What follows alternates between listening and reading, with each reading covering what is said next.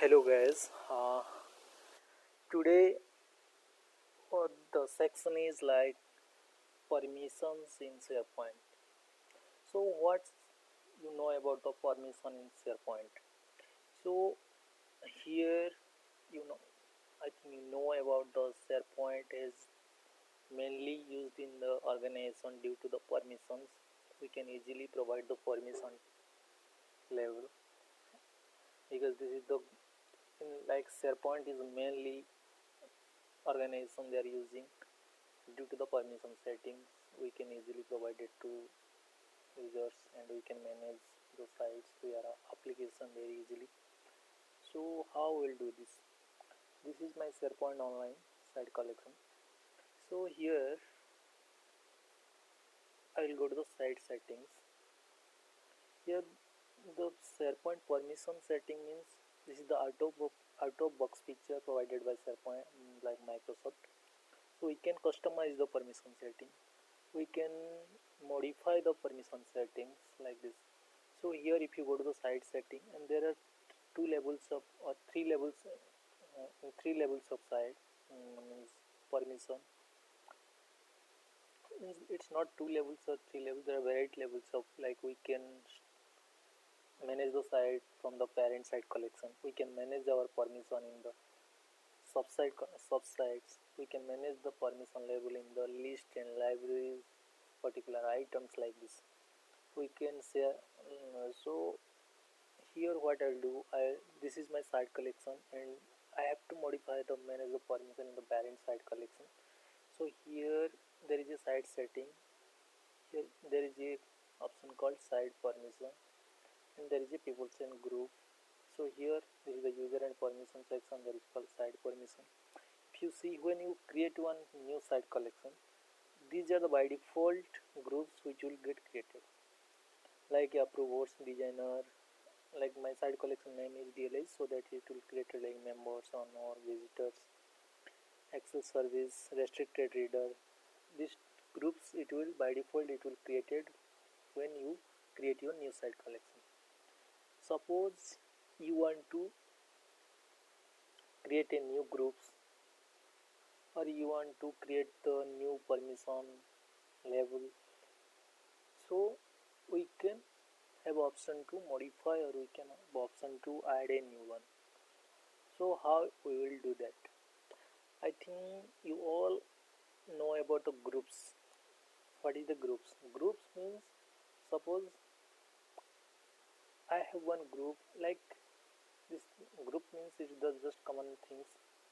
Suppose there are 5 administrators, means suppose company ask us to give 5 user as a administrator permission and give 10 user as a member permission and give 100 users as a reader permission. So how will do that?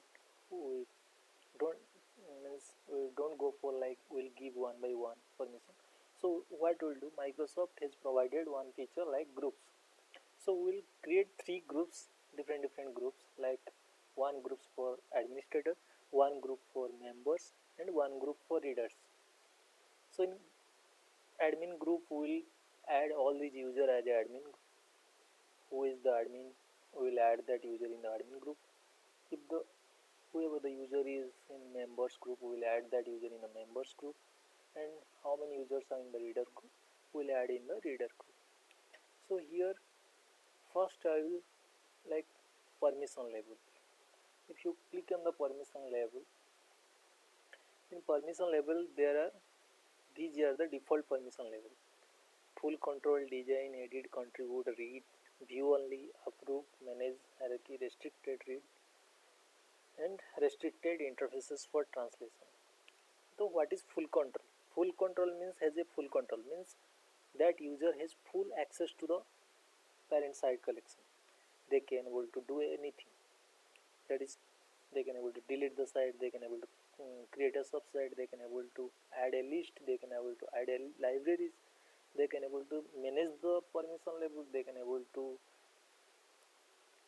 add in groups, they can able to share this site to another user, they can able to add a user like this. They can do everything. that is called full control, means full control to the site collection. Next, design means design permission, means the user who has design permission, that user can able to view, add and update, delete, approve and customize the site and list. Can view the site, can view and add, update, delete the site and list, and approve and customize the list and approve. Suppose I have a workflow I want to approve, so that user can able to approve and reject. Next is called edit. In edit, the user who has edit permission can able to add, edit and delete the list, can view and update, delete list item like this. This is the like the edit label. Next, there are so many contribute, read, this type of permission is there. So suppose like these are the full control. If I click on the full control, you can able to see all these things. The user who has full control, that user can manage list, add items, delete item, edit items, approve item, all these features they can able to do. If you see here, so same if you will see for the view only permission. See in the view only, that user can able to view items, view version. These are the few limitations for the user. Suppose you want to do extra feature. Suppose I will give the reader to add the items, so that reader groups can able to add the list item in the list. So that is, suppose you want to create one new permission label, so go to the add a permission label. This is my custom permission. So here I can able to, suppose I will give that custom permission, that user to add a list, edit. If you will give the user to add an item, then that user can by default view the items, so it will automatically check and edit the item, but I am not able to give to delete the item. The same permission label I will not give that user to manage permission, view, add, remove, all these things. I'll just add the list. So this is my custom permission. You can also description. In description you can also give the description, add and delete the, add and modify the list.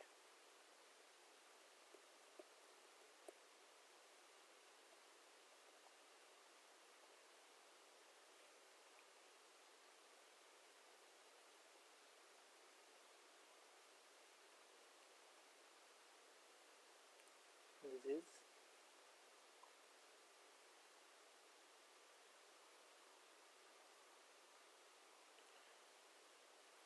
maybe there is some internet slow in here, so that it will take time.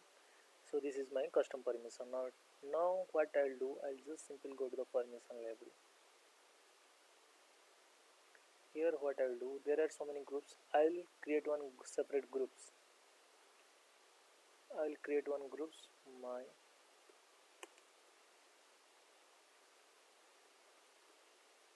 custom group. So here I'll group owner is Raskiran myself. Here I'll not give any permission.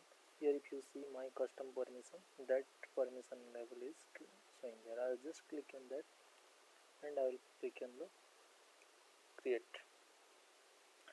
So if you see my custom group, there is a group. So now you can able to add the user here.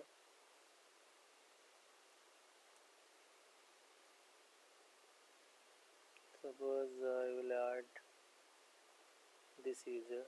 You can also send an email invitation to that user.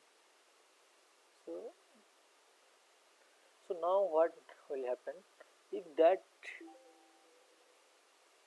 so if you see here, the email also triggered to that user.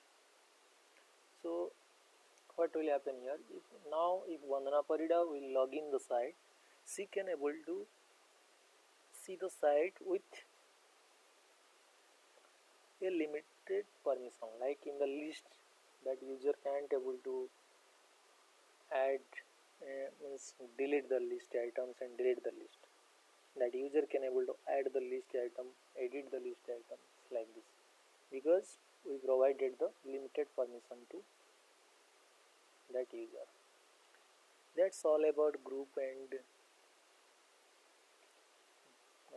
permission. Suppose in the groups, in the peoples and group, if you see here, you can able to see all these, how many groups are there. You can able to see all these groups. If you want to modify the group's name, you can also able to do it here. In settings, if you want to do any quick launch, if you want to add this in quick launch, you can also able to add. In edit, if you here, suppose I want to, here is my custom permission, here if you want to modify the group name, you can also able to do. If you want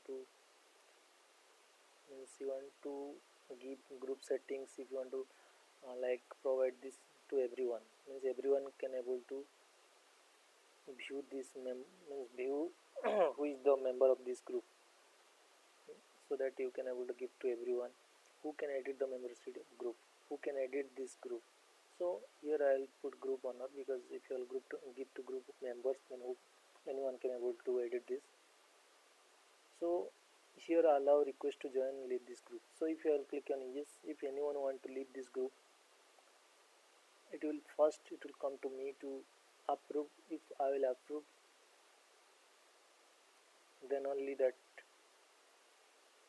user will able to add in that group, otherwise it will not accept. This is all about like SharePoint permissions and groups. You can also do the same things in like subsites. You can inherit the permission to subsite. You can inherit the permission to SharePoint list libraries.